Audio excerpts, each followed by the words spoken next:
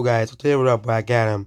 So yeah, Black Adam isn't really as well received as people say it is. I know people are like, but why the audience going on tomatoes? Okay, you can't trust the audience going on tomatoes. I'm just telling you that right now. Okay, it has 88% on tomatoes, but on IMDb it is a 6.4, and on Metacritic, where it's a much more trustworthy reviewers, it's at 7.1. Black Adam actually was a decent movie, but yeah, pretty decent. Some of the acting was pretty bad, but some of it was pretty good as well. You had some pretty funny scenes in this movie, and basically, Black Adam was basically, the opposite of most superhero movies. You had this guy who, was the opposite of being a superhero. He killed people, even though, movies like Guardians of the Galaxy and stuff, the so-called heroes, if you think about it, kill people all the time as well. For example, killing Eagle the Planet and killing, killing many things in the Guardians of the Galaxy video game as well. Heroes kill things all the time. It's just saving the world from it's killing the right enemies because it's basically like a war.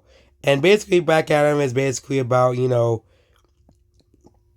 the things, the UN occupying this country, and these people want to find a way to get the UN to get out of the country, basically. They're called like Interpol or something like that, but I'm just called, but they're basically the DC version of UN as well. And the sad thing is that this movie was supposed to be tie into the big DC movie before James Gunn took over as well. I think the reason why this movie is not gonna tie into the DC movie and why they're scrapping the DCEU and just rebooting it is simply because the DCEU has had flop after flop after flop. The Suicide Squad flopped, Wonder Woman 1984 flopped. But Suicide Squad was a really great movie, but again, no one watched it. Wonder Woman 1984 was a decent movie, but actually it was mediocre. But no one watched it because of the pandemic. And Black Adam, no one watched it. But hey, people watched Black Panther Wakanda Forever, even though that movie is probably way worse than Black Adam. But they watched this movie in October, which I also think hurt this movie.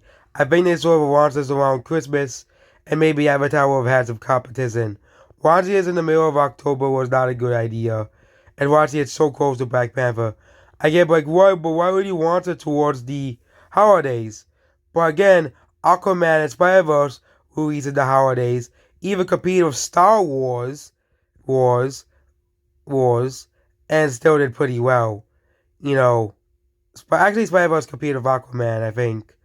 But movie 2018 had a lot of big movies. 2021 had, and I think there could have been room for 3 big movies in the holidays. But this movie watched $80 to $100 million at the box office, which is not too good because they spent too much money on this movie.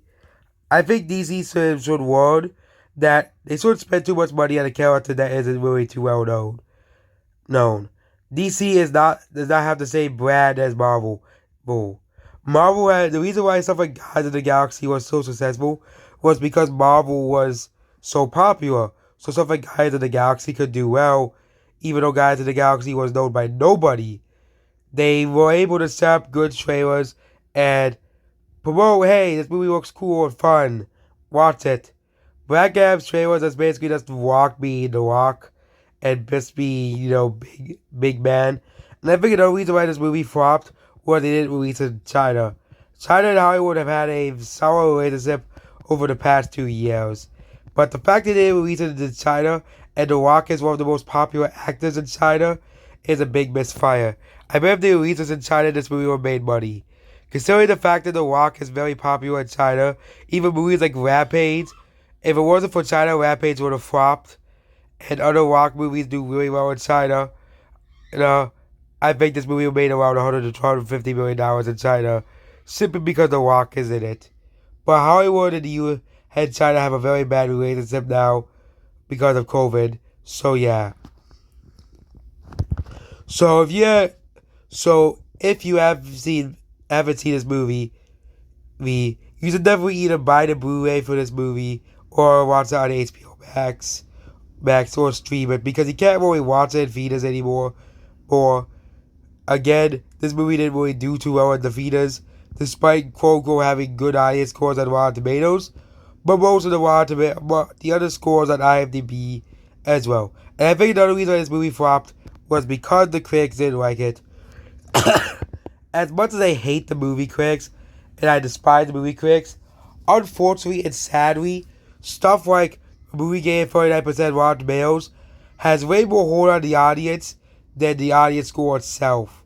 If the movie has very bad representation by the critics, even though the critics hate a movie for ridiculous reasons, Google always show the critic score before the audience score, because that's the score that matters more to Google than the audience score. The only audience score that really exists that you'll see is IMDb, which is a 6.4, which means the movie has more mixed reviews. And Metacritic, they show the critic score as well, which is a 41%, which means the critics don't like the movie as well. So yeah, this movie is another unfortunate movie that bombed because the critics didn't really like it all too much. And also this movie was kind of generic as well. Of course, if you love the straight up movies that are necessarily about fighting, you'll like this movie. But even then, there are better other movies that do this kind of stuff. That's just non-stop action, like John Wick, Dragon Ball movies, and the Terminator 1 and 2. So that's basically this video here. Goodbye.